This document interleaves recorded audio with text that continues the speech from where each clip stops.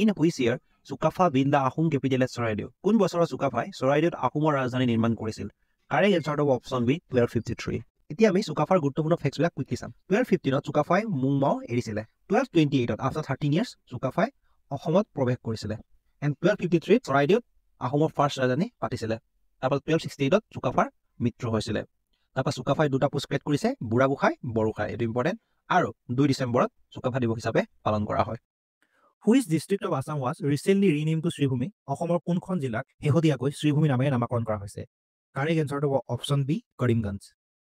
How many wetlands are recently being revived under the Assam government's project to mitigate flooding and enhance fish production? Assam চৰকাৰৰ বানপানী প্ৰশমন আৰু মাছৰ উৎপাদন বৃদ্ধিৰ প্ৰকল্পৰ অধীনত শেহতীয়াকৈ কিমানটা বিল পুনৰুজ্জীৱিত কৰা হৈছে? কাৰেক্ট এনচাৰটো হ'ব অপশ্যন বি 129।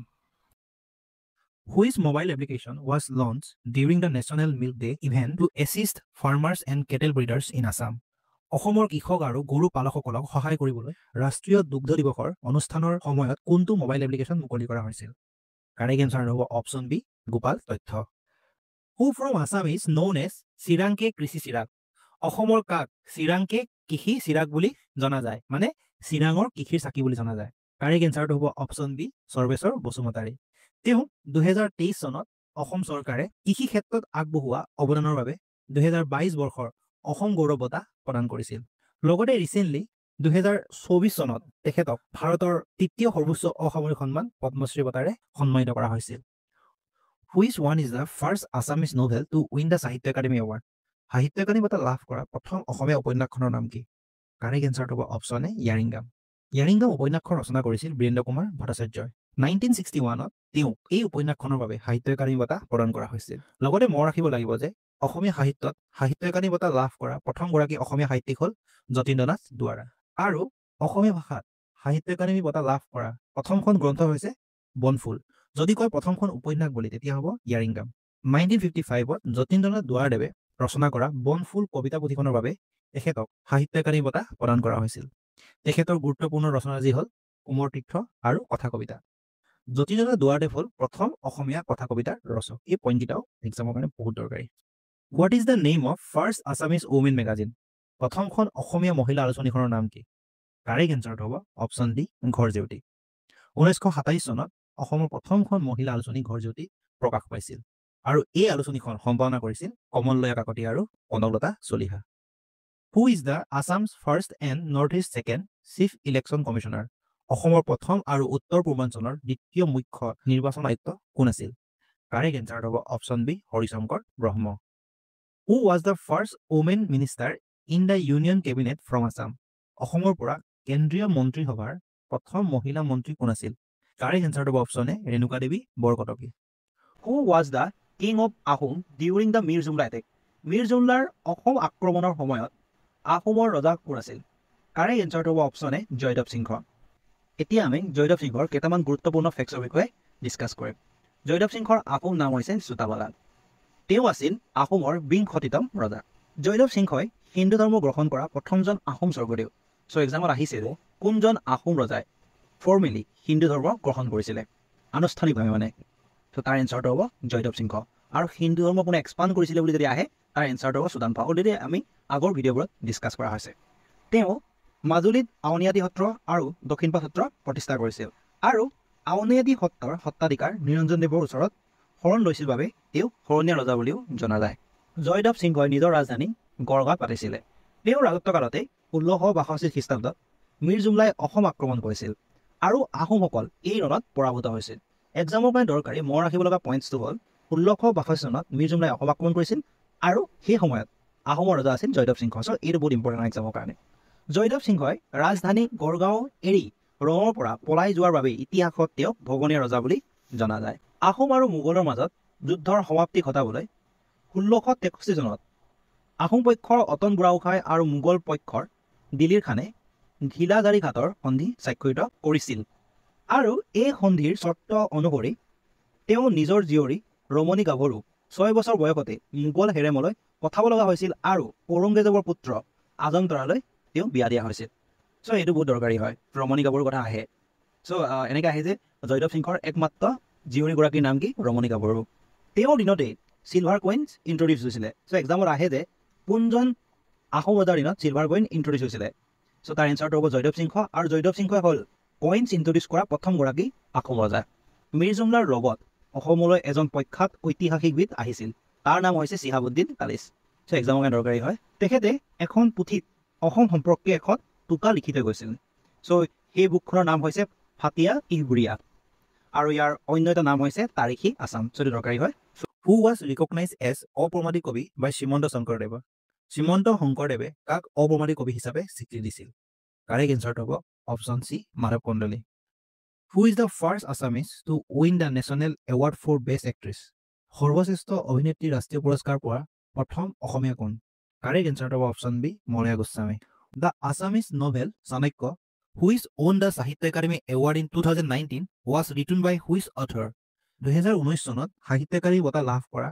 অসমীয়া উপন্যাস চাণক্য কোনজন লেখকে ৰচনা কৰিছিল কাৰেক্ট এনসাৰটো হ'ব অপশ্যন চি জয়শ্ৰী গোস্বামী মহন্ত জয়শ্ৰী গোস্বামী মহন্ত অসমৰ প্ৰাক্তন মুখ্যমন্ত্ৰী প্ৰফুল্ল কুমাৰ মহন্তৰ পত্নী আছিল তেখেতক 2018 চনত পদ্মশ্ৰী সন্মানেৰে সন্মানিত কৰা হৈছিল who is also' known as Gitikabi of Assam অসমৰ গীতিকবি বুলি কাক জনা যায় কাৰেক্ট এনসাৰটো হ'ব option A Parbati Prasad Baruah who was the president of the Swaraj party in Assam during the freedom struggle স্বাধীনতা সংগ্ৰামৰ সময়ত অসমত স্বৰাজ পাৰ্টিৰ সভাপতি কোন আছিল কাৰেক্ট এনসাৰটো হ'ব option C Tarunram Phukan the first Assamese short stories to win সাহিত্য একাডেমী এৱাৰ্ড ৱাজ সাহিত্য একাডেমী বঁটা লাভ কৰা প্ৰথম অসমীয়া চুটি গল্পখনৰ নাম কি কাৰেক্ট এনসাৰটো হ'ব অপশ্যন বি গোলাম আৰু গোলাম ৰচনা কৰিছিল সৌৰভ কুমাৰ চলিহাই হু was the first non Congress chief minister of Assam অসমৰ প্ৰথম অকংগ্ৰেছী অৰ্থাৎ কংগ্ৰেছ বিৰোধী মুখ্যমন্ত্ৰী কোন আছিল কাৰেক্ট এনসাৰটো হ'ব option D Golap Borbora which is the first university of North East India উত্তৰ পূব ভাৰতৰ প্ৰথমখন বিশ্ববিদ্যালয় কোনখন আছিল কাৰেক্ট এনসাৰটো হ'ব option A Guwahati university which is the first Assamese colour film প্ৰথম অসমীয়া ৰঙীন চলচ্চিত্ৰখনৰ নাম কি কাৰেক্ট এনসাৰটো হ'ব অপশ্যন এ ভাইটি এই চলচ্চিত্ৰ 1972 চনত মুক্তি লাভ কৰিছিল আৰু এই চলচ্চিত্ৰখনৰ পৰিচালক আছিল Kamal Narayan Choudhury which one is the first film directed by Bhupen Hazarika Bhupen হাজৰিকাৰ দ্বাৰা পৰিচালিত প্ৰথমখন চলচ্চিত্ৰ কোনটো কাৰেক্ট এনসাৰটো হ'ব অপশ্যন এ এৰাবাটৰ সুৰ আৰু লাষ্টখন হৈছে Siraj which Ahom king created the Borbarua and Borphukan post কোনজন আহোম ৰজাই বৰবৰুৱা আৰু বৰফুকন পদবীৰ সৃষ্টি কৰিছিল কাৰেক্ট এনসাৰটো হ'ব অপশ্যন বি প্ৰতাপসিংহ এতিয়া আমি প্ৰতাপসিংহৰ কেইটামান গুৰুত্বপূৰ্ণ ফেক্টৰ বিষয়ে ডিছকাছ কৰিম তেওঁৰ আহোম নাম আছিল চুচেংফা চ' এইটো বহুত ইম্পৰ্টেণ্ট হয় এক্সামৰ কাৰণে দৰকাৰী হয় তেওঁ অলপ বেছি বয়সত আহোম ৰাজপাটত বহিছিল সেইকাৰণে তেওঁক বুঢ়া ৰজা বুলি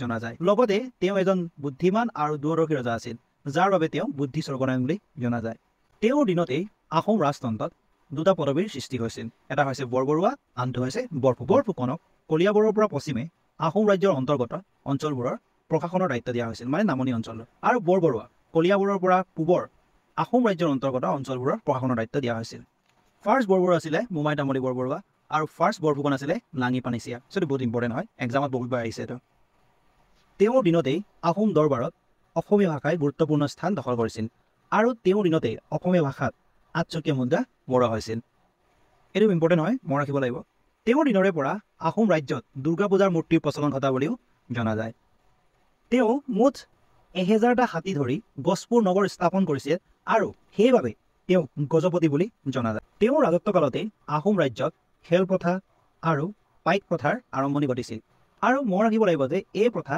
মোমাই তামুলী বৰবৰুৱাই ইন্ট্ৰডিউচ কৰিছিলে চ' এক্সামৰ কাৰণে বহুত দৰকাৰী পাইক প্ৰথা কোনজন ৰজাৰ দিনত আৰম্ভ হৈছিল বুলি ক'লে এনচাৰটো হ'ব প্ৰতাপসিংহ আৰু কোনে আৰম্ভ কৰিছিল বুলি ক'লে এনচাৰটো হ'ব মোমাই তামুলী বৰবৰুৱা পাছত আমি পাইক চিষ্টেমৰ বিষয়ে ডিটেইলছত ডিছকাছ কৰিম এতিয়া জাষ্ট এইটো কথা গম পালেই হ'ল যে পাইক প্ৰথা কোনে ইন্ট্ৰডিউচ কৰিছিলে এনচাৰটো হ'ব মোমাই তামুলী বৰবৰুৱা তেওঁ এই পচা প্ৰথাৰ প্ৰৱৰ্তন কৰিছিল আহোম ৰাজ্যত সীমান্তৱৰ্তী গাঁওবোৰক পাহাৰীয়া জাতিসমূহৰ আক্ৰমণৰ পৰা ৰক্ষা কৰিবলৈ এই চিষ্টেম প্ৰৱৰ্তন কৰিছিলে চ' পাছত আমি ডিটেইলছত ডিছকাছ কৰিম পচা চিষ্টেমৰ বিষয়ে তেওঁৰ ৰাজত্বকালতে দীৰ্ঘদিনীয়া আহোম আৰু মোগলৰ সংঘৰ্ষ হৈছিলে চ' এটা কথা মনত ৰাখিব লাগিব যে আহোম আৰু মোগলৰ মাজৰ প্ৰথম যুদ্ধখনৰ নাম কি সেইখনৰ নাম হৈছে battle of Bharali so' battle of Bharali হৈছিলে 1615 চনত চনটো বহুত ইম্পৰ্টেণ্ট হয় তাৰ পাছত আহোম আৰু মোগলৰ এই দীৰ্ঘকালীন সংঘৰ্ষ 1639 চনৰ ফেব্ৰুৱাৰী মাহৰ কলিয়াবৰত এক সন্ধি যোগে সমাপ্ত হৈছিল আৰু এটা কথা মনত ৰাখিব লাগিব যে এই সন্ধিখনে হৈছে আহোম আৰু মোগলৰ মাজৰ প্ৰথমখন সন্ধি আৰু এটা বস্তু ইম্পৰ্টেণ্ট হয় যে সেই সময়ত মোগল সম্ৰাট কোন আছিল?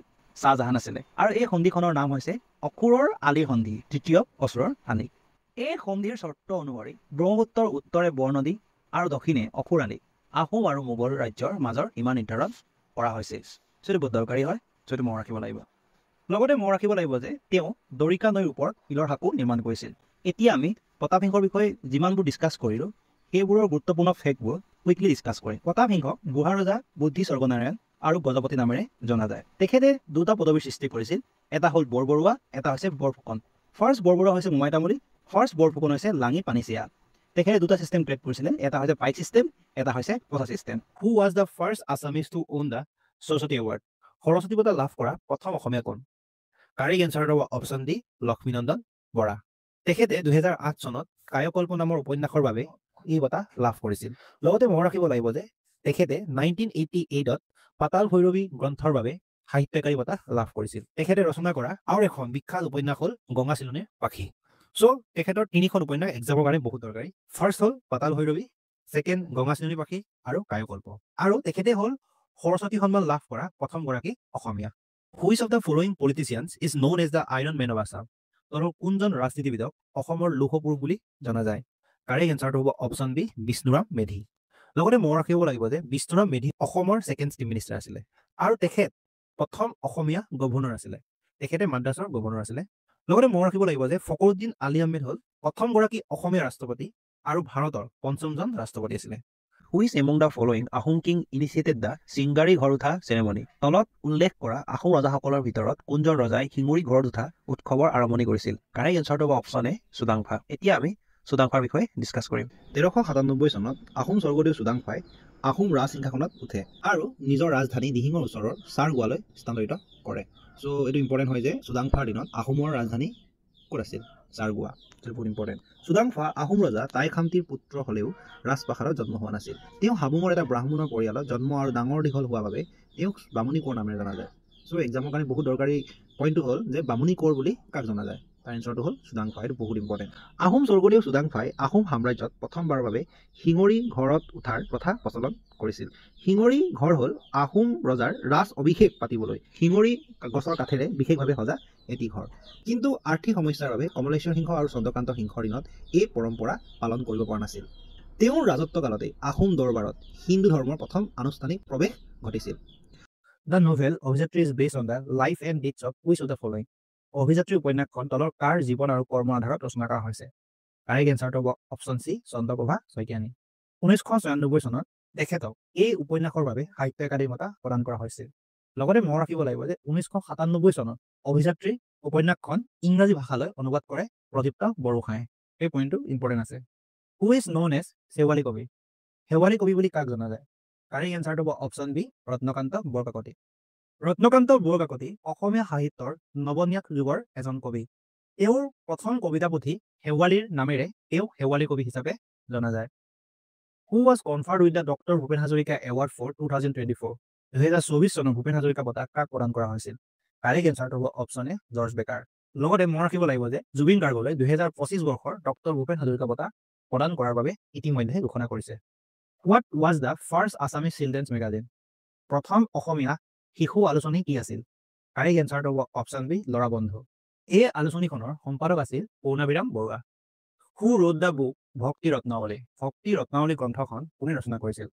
কাৰেক্ট এনচাৰটো হ'ব অপশ্যন চি, মাধৱদেৱ। লগতে মনত ৰাখিব লাগিব যে নামঘোষাও মাধৱদেৱে ৰচনা কৰা। Who has been awarded the 2024 doctor Bhupen Hazarika সংহতি এৱাৰ্ড? 2024 চনৰ ডক্টৰ ভূপেন হাজৰিকা সংহতি বঁটা কোনে লাভ কৰিছে? কাৰেক্ট এনচাৰটো হ'ব option B, doctor Pitambardev Goswami. তেখেত আউনীআটী সত্ৰৰ সত্ৰাধিকাৰ হয়। Who receive the Sahitya Akademi award for her poetry book সুদীৰ্ঘ দিন আৰু ঋতু ইন 1983? 1983 চনত সুদীৰ্ঘ দিন আৰু ঋতু শীৰ্ষক কাব্য সংকলনৰ বাবে কোনে সাহিত্য একাডেমী বঁটা লাভ কৰিছিল? কাৰেক্ট এনচাৰটো হ'ব অপশ্যন চি, নিৰ্মলপ্ৰভা বৰদলৈ। লগতে মনত ৰাখিব লাগিব যে তেখেতে 1977 চনত দিনৰ পিছত দিন গ্ৰন্থৰ বাবে অসম সাহিত্য সভাৰ বঁটাও লাভ কৰিছিল। Which of the following is the largest circulated Assamese magazine? তলৰ কোনখন সৰ্বাধিক প্ৰচাৰিত অসমীয়া আলোচনী? কাৰেক্ট এনচাৰটো হ'ব অপশ্যন চি, বিস্ময়। 1969 চনৰ জানুৱাৰী মাহত বিস্ময়ৰ প্ৰথমটো সংখ্যা প্ৰকাশ পাইছিল। আলোচনীখন প্ৰথমটো সংখ্যাৰ পৰাই বৰ্তমানলৈ শশী ফুকনেই সম্পাদনা কৰি আহিছে। Who wrote the Assamese novel অসীমত যাৰ হেৰাল সীমা? অসমীয়া উপন্যাস অসীমত যাৰ হেৰাল সীমা কোনে ৰচনা কৰিছিল? কাৰেক্ট এনচাৰটো হ'ব অপশ্যন চি কাঞ্চন বৰুৱা। ধ্ৰুৱমোহন বৰুৱাই কাঞ্চন বৰুৱা চন্দ্ৰ নামেৰে এই উপন্যাসখন ৰচনা কৰিছিল আৰু এই উপন্যাসখন হৈছে কাঞ্চন বৰুৱাৰ প্ৰথমটো উপন্যাস। এতিয়া আহিছোঁ নেক্সট কুৱেশ্যনলৈ। Which Ahom king conducted the first organize population census in Assam? তলৰ কোনজন আহোম ৰজাই প্ৰথম সংগঠিত জনগণনা কৰিছিল? কাৰেক্ট এনচাৰটো হ'ব অপশ্যন এ চুহুংমুং। এতিয়া আমি এক্সামৰ কাৰণে দৰকাৰী চুহুংমুঙৰ গুৰুত্বপূৰ্ণ ফেক্টছসমূহৰ বিষয়ে ডিছকাছ কৰিম। দিহিং নদীৰ পাৰৰ বকতালৈ ৰাজধানী স্থানান্তৰিত কৰাৰ বাবে চুহুংমুঙক দিহিঙীয়া ৰজা নামেৰেও জনা যায়। এইটো বহুত ইম্পৰ্টেণ্ট হয় যে দিহিঙীয়া ৰজা বুলি কাক জনা যায়? তাৰ এনচাৰটো হ'ল চুহুংমুং। চুহুংমুঙক সাম্ৰাজ্যবাদী নীতিৰ বাবে অসমৰ নেপোলিয়ন বা নেপোলিয়ন অফ আছাম বুলি জনা যায় আৰু লগতে মনত ৰাখিব লাগিব যে নেপোলিয়ন অফ ইণ্ডিয়া বুলি কাক জনা যায়? তাৰ এনচাৰটো হ'ব সমুদ্ৰগুপ্ত। লগতে চুহুংমুং হৈছে প্ৰথম আহোম ৰজা যিজনে হিন্দু উপাধি স্বৰ্গনাৰায়ণ গ্ৰহণ কৰিছিল। তেওঁৰ দিনৰে পৰা আহোম ৰজাসকলক স্বৰ্গদেউ বুলি কোৱা হৈছিল। চ' এইটো বহুত ইম্পৰ্টেণ্ট হয়, এক্সামৰ কাৰণে বহুত দৰকাৰী হয়। চুহুংমুঙৰ দিনৰে পৰা হিন্দুৰ শকাব্দ মতে বছৰ গণনা কৰা নিয়ম আৰম্ভ হৈছিল। চ' আমি মনত ৰাখিব লাগিব যে চাকা এৰা এডপ্টেড কৰিছিল চুহুংমুঙে। এইজনে ৰজাৰ দিনতেই ফাৰ্ষ্ট চেঞ্চাছ প্ৰথম লোকপিয়ল মানে জনসংখ্যা নিৰ্ধাৰণ আঁচনি গ্ৰহণ কৰা হৈছিল। চুহুংমুঙৰ দিনত অসমীয়া ভাষাত প্ৰথম বুৰঞ্জী লিখা হৈছিল। এই বুৰঞ্জী পুথিখনৰ নাম হৈছে শ্ৰী শ্ৰী স্বৰ্গনাৰায়ণ মহাৰাজৰ জন্মকথা। এই পুথিখনত আহোমৰ সৈতে দেৱতাৰ সম্পৰ্কৰ কথা কোৱা হৈছে। চ' এক্সামত আহিব পাৰে যে বুৰঞ্জী কোনজন আহোম ৰজাৰ দিনৰ পৰা লিখা হৈছিল? এতিয়া এনচাৰটো হ'ব চুকাফা। বা যদি আহে যে অসমীয়া ভাষাত বুৰঞ্জী কোনজন দিনৰ পৰা লিখা হৈছিলে, তেতিয়া এনচাৰটো হ'ব চুহুংমুং। চুহুংমুঙৰ দিনতেই 1523 চনত চুতীয়াসকলৰ সৈতে আহোমৰ কনফ্লিক্ট হৈছিল। পিছত চুতীয়াসকলৰ লাষ্ট ৰজা নীতিপালক পৰাস্ত কৰি সমগ্ৰ চুতীয়া ৰাজ্য আহোমৰ অধীনত কৰে আৰু এই অঞ্চলৰ প্ৰশাসন ব্যৱস্থা চোৱা চিতা কৰিবৰ বাবে চদিয়াখোৱা গোসাঁই নামৰ নতুন পদবীৰ সৃষ্টি কৰে। আৰু ফাৰ্ষ্ট চদিয়াখোৱা গোসাঁই হ'ল পাঞ্চেংমুং। বহুত ইম্পৰ্টেণ্ট এক্সামৰ কাৰণে বহুত দৰকাৰী হয়। লগতে মনত ৰাখিব লাগিব যে প্ৰথম চুতীয়া ৰজা হৈছে বীৰপাল আৰু লাষ্ট চুতীয়া কিং হৈছে নীতিপাল আৰু নীতিপালৰ ৱাইফৰ নাম হৈছে সতী সাধনী। চুতীয়া ৰজা আহোমৰ হাতত পৰাৰ পিছত আত্মসমৰ্পণতকৈ মৃত্যুক বেছি পচন্দ কৰা নীতিপালৰ ৰাণী সাধিনীয়ে চন্দ্ৰগিৰি পাহাৰৰ ওপৰৰ পৰা পৰি আত্মহত্যা কৰে। আৰু এটা কথা মনত ৰাখিব লাগিব যে চুতীয়াসকলৰ লগত যুদ্ধত জয়ী হৈ চুহুংমুঙে ঋক্ষাবন উৎসৱ পালন কৰিছিল। চ' বহুত দৰকাৰী হয় আৰু এই উৎসৱ পালন কৰিছিল ৰাজ্যৰ দীৰ্ঘায়ুৰ বাবে। আমাৰ এক্সামত অহা দেখা গৈছে যে ঋক্ষাবন উৎসৱ কোনে পালন কৰিছিল? এইটো তাৰ এনচাৰ হ'ল চুহুংমুং। আৰু কাৰ লগত যুদ্ধত জয়ী হৈ পালন কৰিছিল? সেইটো চুতীয়াসকলৰ লগত। চুহুংমুঙৰ দিনত ফায়াৰ আৰ্ম ফাৰ্ষ্ট টাইমৰ কাৰণে ইউজ কৰিছিলে। কিন্তু এটা কথা মনত ৰাখিব লাগিব যে চুতীয়া ৰজাসকলে আহোম ৰজাসকলতকৈ আগত ফায়াৰ আৰ্মছৰ ব্যৱহাৰ কৰিছিল। 1527 চনত বংগৰ মুছলমানসকলে পোন প্ৰথমবাৰৰ বাবে আহোম ৰাজ্য আক্ৰমণ কৰিছিল। চ' এক্সামত আহে যে কোনজন ৰজাৰ দিনত মুছলমানসকলে আহোম ৰাজ্য আক্ৰমণ কৰিছিল? তাৰ এনচাৰ হ'ব চুহুংমুং। চুহুংমুঙৰ দিনতে মুছলমানসকলে 3বাৰ আহোম ৰাজ্য আক্ৰমণ কৰিছিল। থাৰ্ড আক্ৰমণৰ সেনাপতি আছিল তুৰ্বক। 1532 চনত তুৰ্বক খানে অসম আক্ৰমণ কৰিছিল বা আহোম আক্ৰমণ কৰিছিল। এই যুদ্ধত আহোম বিজয়ী হৈছিল, কিন্তু ফ্ৰাংচেংমুংকে ধৰি 8জন আহোম সেনাপতি মৃত্যু হৈছিল। ফ্ৰাংচেংমুঙৰ মৃত্যুৰ কথা শুনি তেওঁৰ পত্নী মূলাদাবুৰে নিজে আন 5গৰাকী মহিলাৰ সৈতে যুদ্ধক্ষেত্ৰলৈ আগবাঢ়ি যায় আৰু তুৰ্বাকৰ সৈতে যুঁজি মৃত্যুবৰণ কৰে। পাছত কনচেং বৰপাত্ৰ গোসাঁইৰ হাতত তুৰ্বকৰ মৃত্যু ঘটে। তুৰ্বকৰ মূৰটো চুহুংমুঙৰ আদেশত চৰাইদেউ পাহাৰত পুতি থোৱা হৈছিল। চুহুংমুঙৰ দিনতে 1531ত আহোম আৰু কছাৰীৰ মাজত কনফ্লিক্ট হয়। চুতীয়াসকলৰ নিচিনাকৈ কছাৰীসকলকো পৰাস্ত কৰি কছাৰীসকলৰ পৰা লাভ কৰা ধনশিৰি উপত্যকাৰ নামনি অঞ্চল চোৱা চিতা কৰিবৰ কাৰণে মৰঙীখোৱা গোসাঁই পদৰ সৃষ্টি কৰে। আৰু ফাৰ্ষ্ট মৰঙীখোৱা গোসাঁই হ'ল চুৰপাবৰ চেতিয়া। চুহুংমুঙে দেটচুং নামৰ এজন কছাৰী ৰাজকোঁৱৰক কছাৰী ৰাজ্যৰ সিংহাসনত বহাই আৰু কৰতলীয়া ৰজা হিচাপে স্বীকৃতি দিয়ে। তেতিয়াৰ পৰাই কছাৰী ৰজা আহোমৰ স্থাপিত সঞ্চিতা হ'ল। স্থাপিত সঞ্চিতা মানে হৈছে তলতীয়া শাসনকৰ্তা। এতিয়া আমি চুহুংমুঙে ক্ৰিয়েট কৰা পোষ্টকেইটাৰ বিষয়ে কুইকলি ডিছকাছ কৰিম। চুহুংমুঙে 3টা পোষ্ট ক্ৰিয়েট কৰিছিলে, বৰপাত্ৰ গোসাঁই, চদিয়াখোৱা গোসাঁই আৰু মৰঙীখোৱা গোসাঁই। ফাৰ্ষ্ট বৰপাত্ৰ গোসাঁই হৈছে কনচেং আৰু ফাৰ্ষ্ট চদিয়াখোৱা গোসাঁই হৈছে ফ্ৰাংচেংমুং। আৰু চদিয়াখোৱা গোসাঁই পোষ্টটো ক্ৰিয়েট কৰিছিলে চুতীয়া ৰাজ্য চোৱা চিতা কৰাৰ বাবে, আৰু মৰঙীখোৱা গোসাঁই পোষ্টটো ক্ৰিয়েট কৰিছিলে কছাৰী ৰাজ্য চোৱা চিতা কৰাৰ বাবে। আৰু ফাৰ্ষ্ট মৰঙীখোৱা গোসাঁই হৈছে চুৰপাবৰ Chetia. What is the new name of Hosai district headquarters in Assam? অসমৰ হোজাই জিলা সদৰৰ নতুন নাম কি? কাৰেক্ট এনচাৰটো হ'ব অপশ্যন এ শ্ৰীমন্ত শংকৰদেৱ নগৰ। ৰিচেণ্টলি অসম চৰকাৰে হোজাই জিলাৰ জিলা সদৰ শংকৰদেৱ নগৰৰ নাম সলনি কৰি শ্ৰীমন্ত শংকৰদেৱ নগৰ ৰখাৰ সিদ্ধান্ত গ্ৰহণ কৰিছে। তাৰ পাছত হু ৰিচেণ্টলি ৰিচিভ দ্য বীৰাংগনা মূলা গাভৰু এৱাৰ্ড? শেহতীয়াকৈ কোনে বীৰাংগনা মূলা গাভৰু বঁটা লাভ কৰিছে? কাৰেক্ট এনচাৰটো হ'ব অপশ্যন এ ধীৰা চলিহা হাজৰিকা। ধীৰা চলিহা হাজৰিকাক 2024 চনৰ বীৰাংগনা মূলা গাভৰু বঁটা প্ৰদান কৰা হৈছে। লগতে মনত ৰাখিব লাগিব যে তেখেতে হ'ল প্ৰথম অসমীয়া মহিলা বিমান পাইলট। আৰু 2023 চনৰ বীৰাংগনা মূলা গাভৰু বঁটা প্ৰদান কৰা হৈছিল লাভলীনা বৰগোহাঁইক। Which state recently launch the Mukhyamantri Nijut Moina scheme to promote girl education in a state. শেহতীয়াকৈ কোনখন ৰাজ্যত কন্যা শিক্ষাৰ প্ৰসাৰৰ বাবে মুখ্যমন্ত্ৰী নিযুত মইনা আঁচনি আৰম্ভ কৰিছে? কাৰেক্ট এনচাৰটো হ'ব অপশ্যন এ আছাম। এতিয়া আমি মুখ্যমন্ত্ৰী নিযুত মইনা স্কিমৰ বিষয়ে ডিছকাছ কৰিম।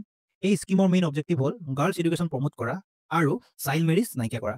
এই পদক্ষেপৰ অধীনত ৰাজ্যিক মন্ত্ৰীসভাই প্ৰায় 10 লাখ ছাত্ৰীক আৰ্থিক সহায় আগবঢ়াব। এই আঁচনিখনৰ জৰিয়তে ক্লাছ 11ত নাম ভৰ্তি কৰা ছাত্ৰীসকলে মাহে 10,000 টকাকৈ আৰু ডিগ্ৰী পাঠ্যক্ৰম গ্ৰহণ কৰা ছাত্ৰীসকলে মাহে 1250 টকাকৈ আৰু পোষ্ট গ্ৰেজুৱেট আৰু BEdত নাম ভৰ্তি কৰা ছাত্ৰীসকলে প্ৰতি মাহে 2,500 টকাকৈ লাভ কৰিব। জুন আৰু জুলাই মাহক বাদ দি বাকী 10 মাহে ছাত্ৰীসকলে নিজৰ একাউণ্টত এই ধন লাভ কৰিব।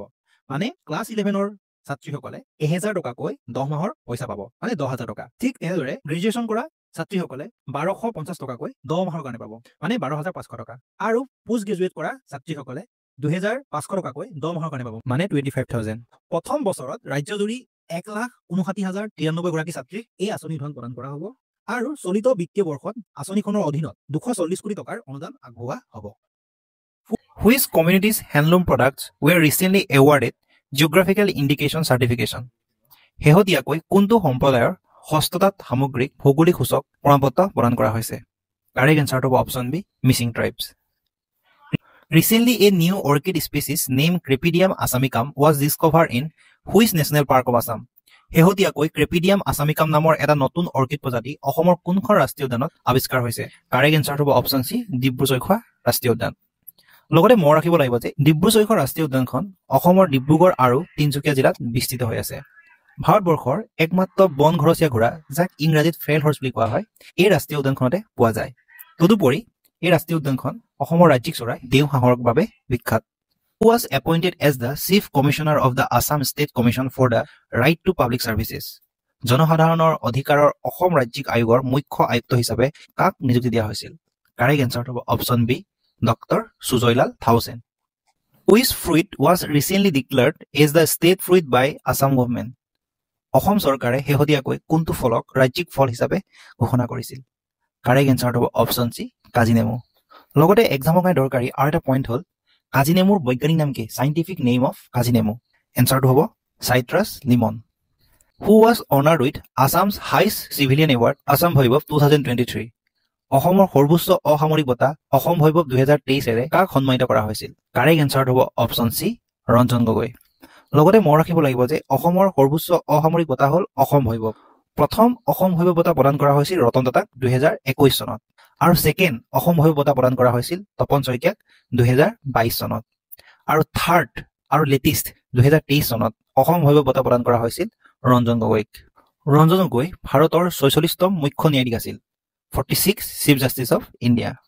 তেখেতৰ পিতৃ কেশৱ চন্দ্ৰ গগৈ অসমৰ প্ৰাক্তন মুখ্যমন্ত্ৰী আছিলে। লগতে তেখেতে ৰচনা কৰা জাষ্টিচ ফৰ দ্য জাজ নামৰ গ্ৰন্থখন এক্সামৰ কাৰণে বহুত দৰকাৰী। এক্সামত আহে যে জাষ্টিচ ফৰ দ্য জাজ এন অটোবায়োগ্ৰাফি কোনে ৰচনা কৰিছিল? এনচাৰটো হ'ব Ranjan Gogoi. During whose reign was the battle of Alaboi fort? Alaboi যুদ্ধ কাৰ ৰাজত্বকালত হৈছিল? কাৰেক্ট এনচাৰটো হ'ব অপশ্যন ডি চক্ৰধৰ সিংহ। এতিয়া আমি চক্ৰধৰ সিংহৰ বিষয়ে ডিছকাছ কৰিম। তেখেতৰ আহোম নাম আছিল চুপুংমুং। জয়দেৱ সিংহৰ মৃত্যুৰ পাছত তেওঁ ৰাজপাটত উঠিছিল। তেওঁ জয়দেৱ সিংহৰ সম্পৰ্কীয় ভাই আছিল। তেওঁক চাইন ৰজা বুলিও জনা যায়। চ' এক্সামৰ কাৰণে ইম্পৰ্টেণ্ট যে চাইন ৰজা বুলি কাক জনা যায়? চুপুংমুঙক। তেওঁ লাচিতক বৰফুকন বাদ দিছিল। চ' লাচিত কেতিয়া বৰফুকন হিচাপে নিযুক্তি প্ৰদান কৰিছিল? এইটো হৈছে চক্ৰধৰ সিংহৰ দিনত। চক্ৰধৰ সিংহই লাচিতক বৰফুকন পাতিছিলে। আৰু তেওঁৰ ৰাজত্বকালত আহোম ৰাজ্যৰ বুঢ়াগোহাঁই আছিলে আতন বুঢ়াগোহাঁই। চ' এইটো ইম্পৰ্টেণ্ট হয়। তাৰপাছত তেওঁৰ দিনতেই আলাবৈ যুদ্ধ হৈছিলে 1669 চনৰ 1669 5 আগষ্টত আহোম আৰু মোগলৰ মাজত এক ভয়াৱহ ৰক্তাক্ত আলাবৈ যুদ্ধ হৈছিলে। এই যুদ্ধখনত 10,000 অসমীয়া সৈন্যৰ মৃত্যু হৈছিল। আলাবৈ ৰণ অসমীয়া ইতিহাসৰ দুখ লগা অধ্যায়। এই যুদ্ধ হৈছিল বৰ্তমানৰ উত্তৰ গুৱাহাটীৰ আলাবৈ পাহাৰত। চ' নৰ্থ গুৱাহাটীৰ আলাবৈ পাহাৰত এই যুদ্ধ হৈছিলে আৰু এই ৰণৰ সময়ত মোগলৰ সেনাপতি আছিল ৰামসিংহ আৰু আহোমৰ সেনাপতি আছিলে Lachit Borphukan. Where is the 12th International Tourism Mart being held in 2024? 2024 চনত দ্বাদশ আন্তঃৰাষ্ট্ৰীয় পৰ্যটন মাৰ্ট ক'ত অনুষ্ঠিত হৈছে?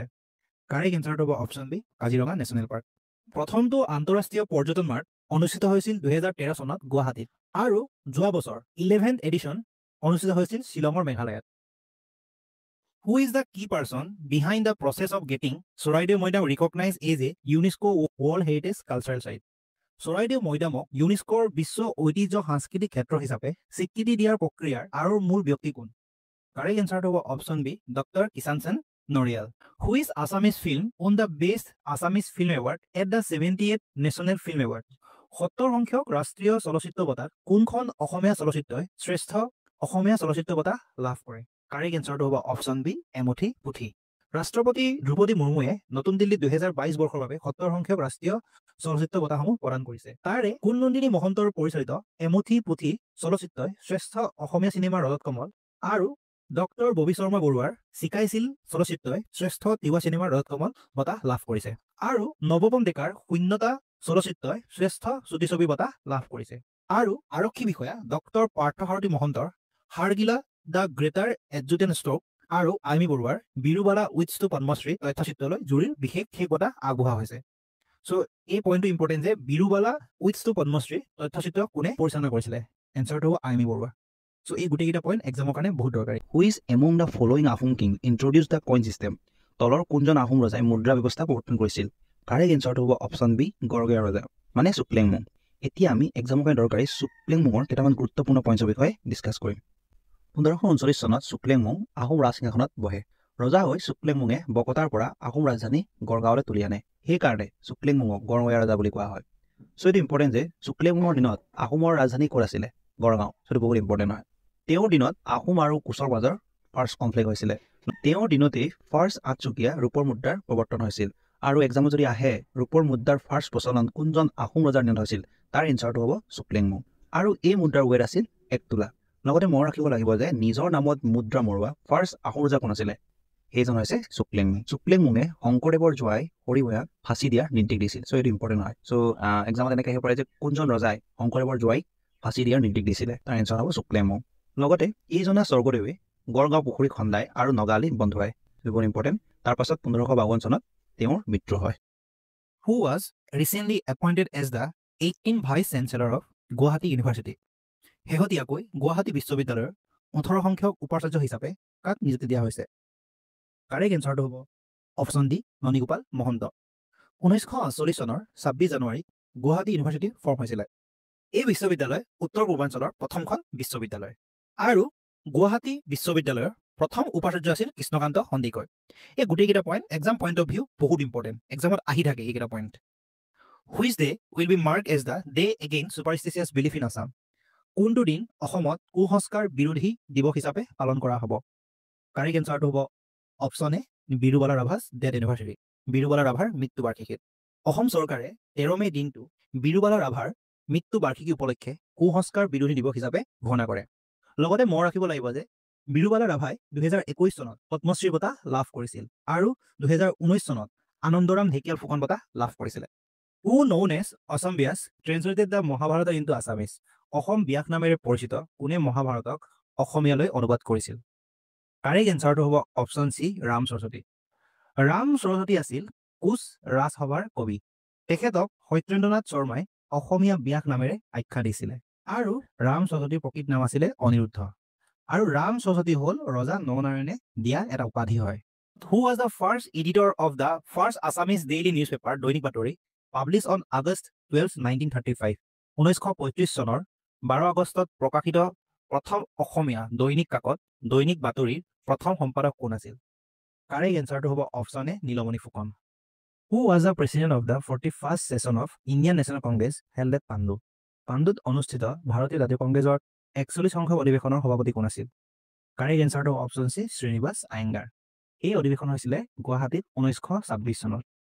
তাৰপাছত Who wrote the famous short story collection Gulam, which won the সাহিত্য একাডেমী এৱাৰ্ড ইন 1974? 1974 চনত সাহিত্য একাডেমী বঁটা লাভ কৰা বিখ্যাত চুটিগল্প সংকলন গুলাম কোনে ৰচনা কৰিছিল? কাৰেক্ট এনচাৰটো হ'ব অপশ্যন এ সৌৰভ কুমাৰ চলিহা। লগতে মনত ৰাখিব লাগিব তেখেতৰ প্ৰকৃত নাম আছিল সুৰেন্দ্ৰনাথ মেধি। এইটো এক্সামত বহুতবাৰ আহিছে।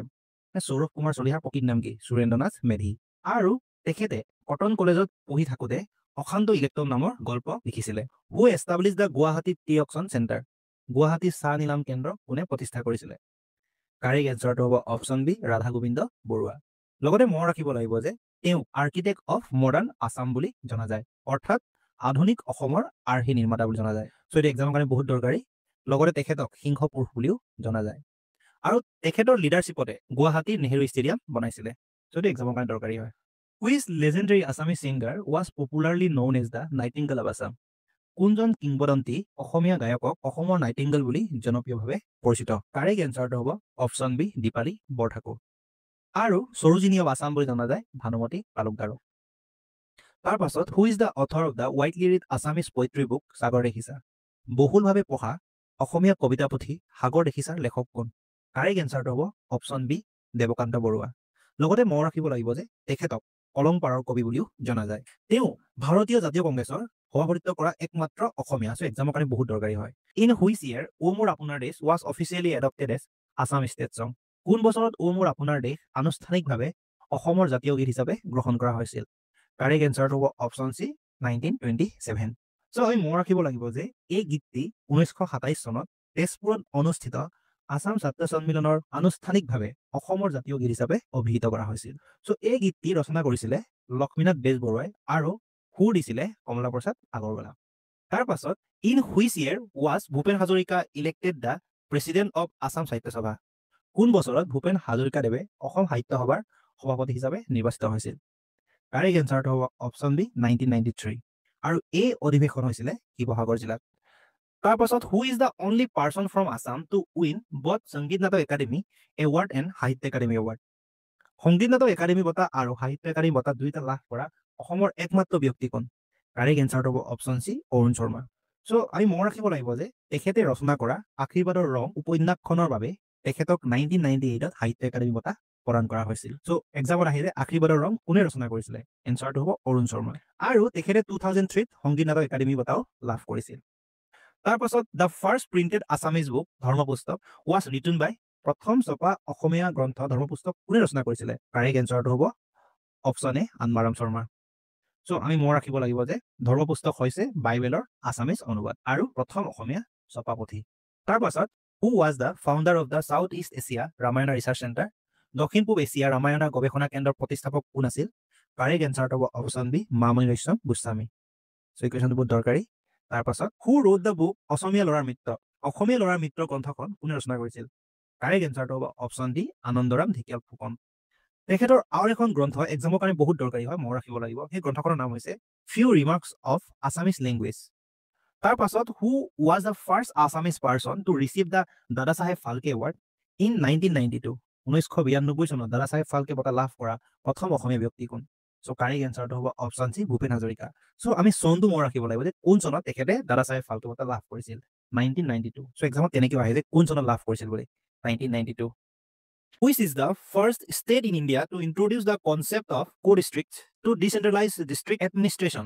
জিলা প্ৰশাসনক বিকেন্দ্ৰীকৰণৰ বাবে সমজিলাৰ ধাৰণা প্ৰৱৰ্তন কৰা ভাৰতৰ প্ৰথমখন ৰাজ্য কোনখন কাৰেক্ট এনচাৰটো হ'ব অপশ্যন চি আছাম বৰ্তমান ৰাজ্যৰ 21খন জিলাত 39খন সমজিলাৰ কাৰ্যালয় মুকলি কৰা হৈছে তাৰ পাছত which site in Assam was added to the UNESCO world heritage site list during the 46th session of world heritage committee বিশ্ব ঐতিহ্য সমিতিৰ 46 সংখ্যক অধিৱেশনৰ সময়ত অসমৰ কোনটো স্থান ইউনেস্কোৰ বিশ্ব ঐতিহ্য ক্ষেত্ৰৰ তালিকাত অন্তৰ্ভুক্ত কৰা হৈছিল কাৰেক্ট এনচাৰটো হ'ব অপশ্যন চি চৰাইদেউ মৈদাম হৈছে অসমৰ তৃতীয় আৰু ভাৰতৰ 43 সংখ্যক ঐতিহ্য ক্ষেত্ৰ এতিয়া আমি কেইটামান গুৰুত্বপূৰ্ণ পইণ্ট ডিছকাছ কৰিম ইউনেস্কোৰ ফুল ফৰ্মটো হৈছে United Nations Educational Scientific and Cultural Organization ইউনেস্কোৰ হেডকোৱাৰ্টাৰ্ছ হ'ল পেৰিছত ফ্ৰান্সৰ পেৰিছত আৰু ইণ্ডিয়াত টোটেল ৱৰ্ল্ড হেৰিটেজ চাইটছ আছে 43টা এতিয়ালৈকে বৰ্তমানলৈকে তাৰে 35টা কালচাৰেল চাইট আৰু 7টা